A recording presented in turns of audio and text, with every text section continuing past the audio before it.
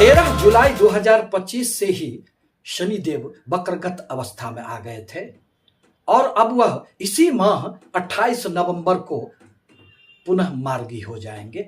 शनिदेव की गतियों में जब भी किसी भी प्रकार की हलचल होती है तो इसका प्रभाव प्रत्येक व्यक्तियों के जीवन पर निश्चित रूप से पड़ता है, क्योंकि न्याय एवं कर्म के देवता तो यही माने जाते हैं। इसी संदर्भ में आज मैं शुक्र प्रधान तुला राशि पर इसके पड़ने वाले प्रभावों को लेकर आपके समक्ष उपस्थित हुए हैं। आप इसे अपने चंद्र राशि के आधार पर देख और समझ सकते हैं। आप यदि जन्म कुंडली विश्लेषण करवाना चाहते हैं तो निश्चित रूप से संपर्क कर सकते हैं।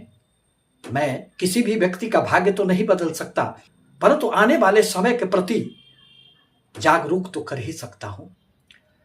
अब जहां तक तुला राशि का प्रश्न है तो आपके लिए शनि देव तो अत्यंत कारक ग्रह माने जाते हैं। वह आपके पंचम एवं चतुर्थ भाव के स्वामी बनकर अति कारक ग्रह होते हैं। इनकी दशा अंतरदशा में आपके जीवन में अनेक प्रकार की सफलताएं मिल जाती है, परंतु चतुर्थ एवं पंचम भाव के स्वामी शनि देव वर्तमान में आपके छठे भाव में बैठकर वक्रगत अवस्था में आ गए थे, जिसके परिणाम स्वरूप अनेक प्रकार से परेशानियां आपको चारों तरफ से घेर चुकी थी।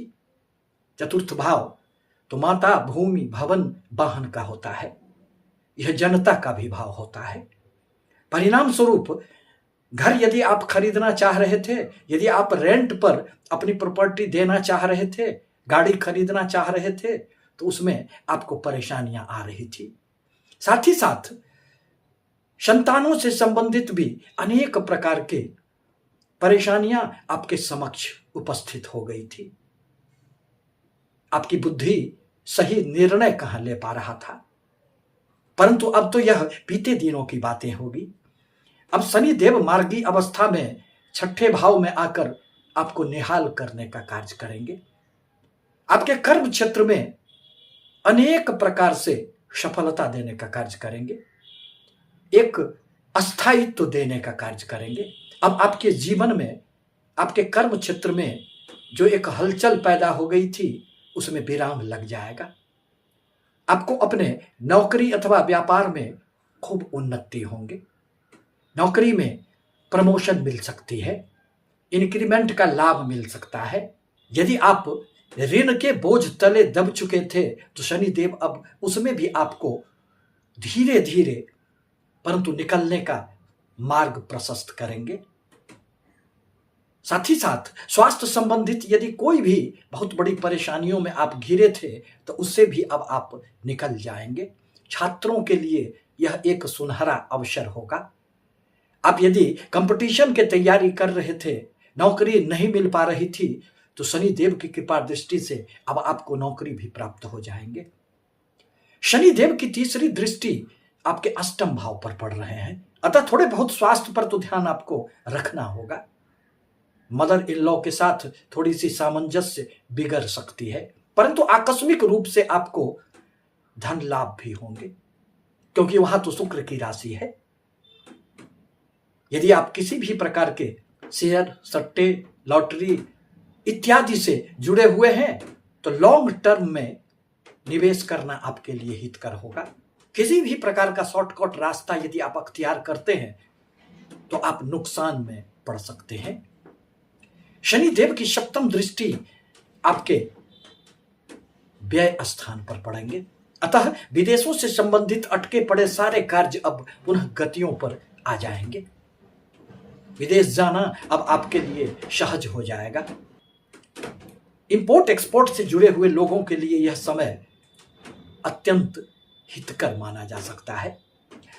खर्चे तो थोड़े से हो सकते हैं, व्यय की अधिकता के कारण कभी कभी मन अशांत तो हो सकता है, परंतु अधिकांश खर्चे आपके अपने संतान अथवा भूमि, भवन, वाहन संबंधित ही होंगे। शनि देव की 10वीं दृष्टि अब आपके पराक्रम तीसरे भाव पर पड़ेंगे। परिणामतः आपके आत्मविश्वास में वृद्धि होगी। आपके जीवन में एक स्थिरता आएगी, गंभीरता आएगी। आप अपने विचारों की गहराई में उतरकर अपने परिश्रम के द्वारा अपने भाग्य का निर्माण कर लेंगे। यदि आप खिलाड़ी हैं, शेयर मास कम्युनिकेशन से जुड़े हुए हैं, पत्रकार हैं, तो फिर आपके लिए यह समय अत्यंत ही महत्वपूर्ण हो जाएगा, जिसमें आपको खूब सफलताएं मिलेगी। समाज में भी इस अवधि में आपको मान सम्मान, यश, प्रतिष्ठा की प्राप्ति होगी। रुके हुए हर प्रकार के कार्य में एक गति आ जाएगी। परंतु आवश्यक है कि शनि देव के बीज मंत्रों का आप जाप करें, शनि मंदिर में तेल चढ़ाया करें, बजरंग बली की सेवा आराधना करना, मंदिर जाना आपके लिए इस अवधि में नितांत आवश्यक होगा। क्योंकि जीवन कभी भी एक जैसा कहाँ रहता है, परिवर्तन तो प्रकृति का नियम है। आपसे पुनः निवेदन है कि हमारी बातें यदि आपको अच्छी लगती हो तो आप हमारे चैनल को लाइक एवं सब्सक्राइब अवश्य करें। धन्यवाद।